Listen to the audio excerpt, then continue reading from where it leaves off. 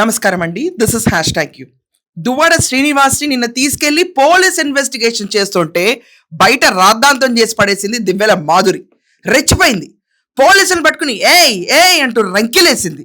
Behaviour ఎక్కడి నుంచి వస్తుందిలేండి, మనం కూడా ఎక్స్పెక్ట్ చేయడం టూ మచ్. కానీ ఇంట్లో ఎలాగన్నా అరుచుకో, రోడ్డు మీద కావాలంటే ధర్నాలు చేసుకో. కానీ పోలీసులు వచ్చినప్పుడు పోలీసులు పట్టుకుని ఏ అనుకుంటూ నీ జాగీరా, నీ రోడ్డు నీ జాగీరా అని చెప్పి విచ్చలవిడిగా మాట్లాడావనుకో మాధురి, నీ జాగీర కూడా కాదది, గుర్తుపెట్టుకో.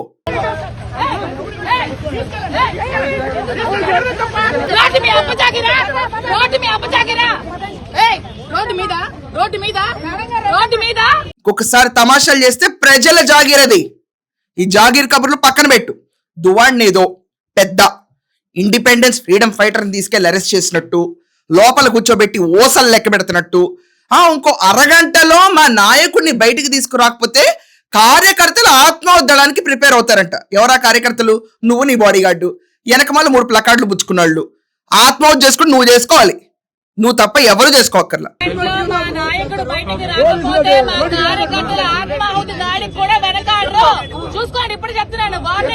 ఏమండి, నిన్న దువ్వాడ శ్రీనివాస్ అరెస్ట్ చూసారా? అరెస్ట్ కాదండి, అసలు ఇన్వెస్టిగేషన్ చూసారా? పోలీసులు తీసుకెళ్లి ఇన్వెస్టిగేషన్ చేశారు. దానికి ఎందుకన్నా నువ్వు పవన్ కళ్యాణ్ గారిని మాటలో అని అడిగారు దువ్వాడిని. దువ్వాడ ముదిరిపోయాడు. వైకాపాలో లిక్కర్ కుంభకోణంలో ఉన్న వాళ్ళందరూ మర్చిపోయాం, గుర్తులేదు, అదెప్పుడు జరిగింది అని ఎరిపప్ప మాటలు పెడతారు. కానీ దువ్వాడు వచ్చేసి అది ఏఐ వీడియో అని చెప్తున్నాడు. ఏకంగా యానిమేటెడ్ వీడియో, అది నాది కాదు, ఆ యానిమేటెడ్ వీడియోని తీసుకుని ఎలా ప్రశ్నిస్తారు? కొన్ని విషయాలకైతే అతను మర్చిపోయాడు, గుర్తులేదు. ఇవన్నీ చూసిన తర్వాత నకరాలు తర్వాత 27వ తారీఖు మళ్ళీ రమ్మన్నారు. 41 నోటీస్తో పంపించేయచ్చు. 10 గంటలు నిర్బంధించారు. సరికదా? మళ్ళీ నోటీస్, మళ్ళీ మీరు 5 రోజుల్లో రావాలని నోటీస్. కానీ బయట కూర్చున్న దివ్వెల నానా రావచ్చని చేసేసింది. నిన్న పిచ్చిగా చేసేసింది. ఏమండి, ఇక్కడ నిన్న వాళ్ళు రాటమే ప్లకార్డులు ప్రింట్ చేసుకొచ్చారండి. ఆ ప్లకార్డులు కూడా ఏంటంటే, అంటే అప్పటికప్పుడు రావు కదండి, లోపల 3 గంటలనే కూర్చోబెడతారని తెలుసు. 3 గంటల్లో రచ్చ చేయాలి. రాష్ట్రంలో దువ్వాడ అనేవాడు ఒకడు ఉండాలని చెప్పి ప్రతి ఒక్కరికి తెలియాలి. దానికి తోడు ఆ మాధురి గొంతు ఒకటి సరిపోద్ది. రోడ్లు ఉడిచే వాళ్ళకంటే అని మంచోళ్ళు అండి, రోడ్లు ఉడిచేవాళ్ళు దేవతలు. వాళ్ళు కనీసం అక్కడైనా ఉంటే చూడండి అమ్మా అని మర్యాదగా అంటారు. వీళ్ళు తినైతే నిన్న ఏయ్ ఏయ్ ఏయ్ అంట పోలీసుల పైన రంకిలేసుకుంటూ తిరిగింది. ఏంటంటే ఈ మేనర్స్ లేకుండా ఆ దివ్యల పైన కూడా కేసు నమోదైంది. కంగారు పడకండి, ఈ జంట ఇద్దరికి కేసులు నమోదైతే తప్ప సెటరేట్ అవ్వరు. నాకు తెలిసి 27వ తారీఖు దువ్వాడిని అరెస్ట్ చేస్తారు ఈసారి. ఇంకా నోటీస్ ఇచ్చారు కదా, మమ్మల్ని తీసుకెళ్ళటం ఏంటి? అచ్చెన్నాయుడు పగబట్టాడు, ప్రశ్నిస్తే తప్ప అంట. ఏంటి నీ బోడి ప్రశ్న? పవన్ కళ్యాణ్ గారు 50 కోట్లు తింటున్నాడు అనేది ప్రశ్న? అది ప్రశ్న, అలిగేషనా? ప్రశ్నకి అలిగేషన్కి తేడా తెలీదా? ఇంకా చెప్తుంది పవన్ కళ్యాణ్ వచ్చి కేసు పెట్టాలంట. దువ్వాడ స్టాండర్డ్ కార్యకర్తలు సరిపోరా? పవన్ కళ్యాణ్ గారే రావాలా నీకు? కళింగ సోదరి మణులకు కదిలినండి కొత్తూరు పోలీస్ స్టేషన్ కు. కళింగులపై దాడిని తప్పించుకొద్దాం, లేకపోతే మనకి భవిష్యత్తు ఉండదు. ఈ రోజు దువ్వాడ, రేపు ఇంకొకరు. ఈ దువ్వాడపై దాడి కాదు, కళింగులపై దాడి. అతను చేసిన తప్పేంటి? ఎవరిని ఏమైనా విమర్శలు చేయలేదా? వాస్తవాలు మాట్లాడితే అక్రమ అరెస్ట్ ఎక్కడ జరిగింది?